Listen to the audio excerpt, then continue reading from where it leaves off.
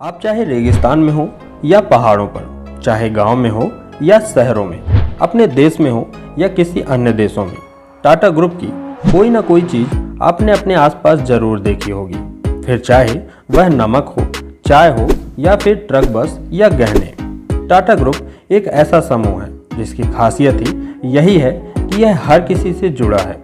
इसकी पहुंच गरीब से लेकर अमीर तक हर जगह है।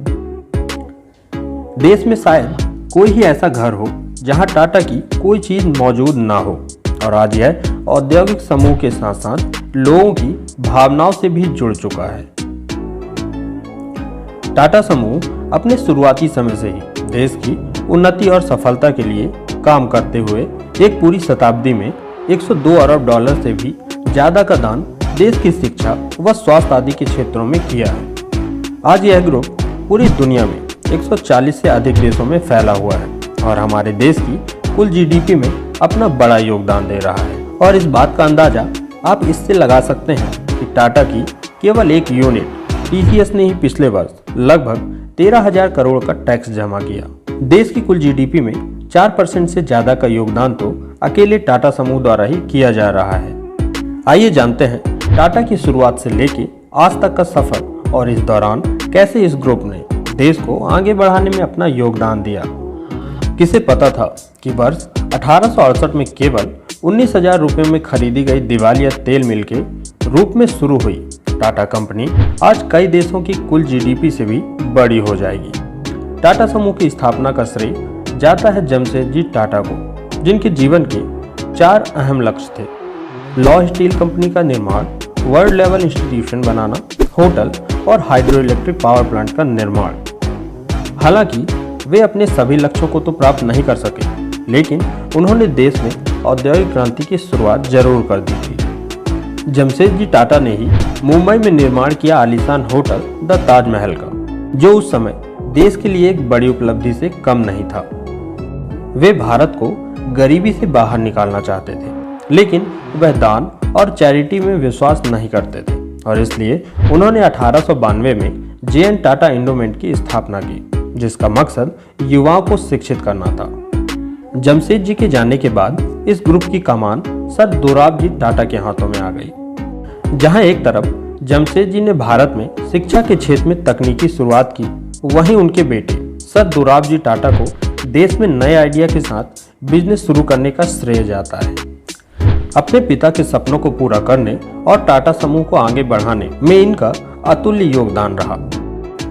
दोराबजी टाटा ने न केवल शिक्षा और व्यापार क्षेत्र बल्कि खेल जगत को भी बढ़ावा देने में अहम भूमिका निभाई। इनके प्रयासों की वजह से ही भारतीय खिलाड़ी पहली बार ओलंपिक में हिस्सा ले पाए थे। इन्होंने देश में टाटा स्टील और टाटा पावर की स्थापना की और गरीबों की मदद करने दोराबजी ट्रस्ट की भी स्थापना की। इतना ही नहीं, दोराबजी टाटा ने अपनी सारी संपत्ति भी ट्रस्ट में ही दान दे दी, ताकि इसका इस्तेमाल देश के आम लोगों के उत्थान में किया जा सके। उनका यह ट्रस्ट देश में शिक्षा और रिसर्च के क्षेत्र में प्रगति के लिए कार्य करता है। दोराबजी टाटा के बाद समूह को आगे बढ़ाने का श्रेय जे.आर.डी. टाटा को जाता है, जो जमशेदजी टाटा के चचेरे भाई रतन जी टाटा के बेटे थे। जे.आर.डी. टाटा ही देश के प्रथम लाइसेंस प्राप्त पायलट थे, जिन्हें विमानों से अत्यधिक लगाव था, और इन्होंने ही भारत में विमान सेवा शुरू करने का फैसला किया और 1932 को भारत में टाटा एयरलाइन की स्थापना की, और इसी कारण इन्हें भारतीय नागरिक उड्डयन सर्विस का जनक कहा जाता है। जे.आर.डी. टाटा ने समूह के लिए बहुत काम किया और इनके निधन के बाद कंपनी की बागडोर रतन टाटा को सौंपी गई। रतन टाटा जमशेदजी टाटा के दत्तक पोते नवल टाटा के बेटे हैं। इन्होंने स्टील और पावर उद्योग को एक नई ऊंचाई पर ले जाने का काम किया।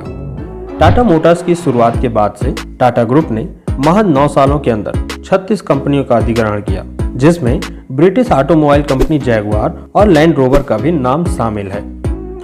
आज टाटा समूह देश और दुनिया के 6 महाद्वीपों में 90 कंपनियों के साथ 140 से ज्यादा देशों में अपना व्यापार कर रहा है, जिसके अंतर्गत consumer and retail, information technology, automotive, steel और infrastructure, financial services, tourism and travel, telecom and media, trading and investment, aerospace and defence जैसे कई क्षेत्र शामिल हैं। वहीं इन सब के अलावा टाटा ग्रुप के कई एजुकेशनल और रिसर्च इंस्टीट्यूट भी हैं, जैसे Indian institute of science, Tata institute of social science, Tata memorial hospital, national centre for performing arts आदि। और इन सभी क्षेत्रों को मिलाकर टाटा समूह 7.5 लाख से भी ज़्यादा लोगों को प्रत्यक्ष रोजगार प्रदान करता है। टाटा समूह आज भारत के सबसे बड़े औद्योगिक समूह के रूप में जाना जाता है और कई वैश्विक कंपनियों का अधिग्रहण करने के बाद से यह समूह विदेशों में भी एक मल्टीनेशनल ब्रांड के रूप में अपनी पहचान बना रहा है। आज टाटा कंपनी लगभग $311 बिलियन से भी ज़्यादा का मार्केट कैप रखती है, जो देश में सर्वाधिक है। पर इसके बाद भी टाटा समूह के किसी भी व्यक्ति का नाम देश के धनवान व्यक्तियों की लिस्ट में नहीं देखा जाता, क्योंकि टाटा समूह के करीब 65% भाग पर टाटा चैरिटेबल ट्रस्ट का हक है। टाटा समूह ने देश की आज़ादी से बहुत पहले ही राष्ट्र के बारे में सोचना शुरू कर दिया था। तभी तो जमशेदजी टाटा ने वर्ष 1898 में इंडियन इंस्टीट्यूट ऑफ साइंस का खाका खींचा था, जिसका उद्देश्य विज्ञान की अत्याधुनिक शिक्षा की व्यवस्था करना था। इस तरह टाटा ट्रस्ट और उसके संरक्षण में चलने वाले अन्य कई ट्रस्ट जो दशकों से स्वास्थ्य, शिक्षा, पर्यावरण, रक्षा, सामुदायिक विकास जैसे क्षेत्रों में कार्य करते हुए हमारे देश की प्रगति में अपना बहुमूल्य योगदान दे रहे हैं। इस तरह आज टाटा समूह की देश में एक अलग पहचान है। यह न सिर्फ एक औद्योगिक समूह है, बल्कि प्रारंभ से ही देश की उन्नति और सफलता के लिए काम कर रहा है। और यही वजह है कि आज टाटा समूह भारत के हर एक नागरिकों के दिलों में राज करता है।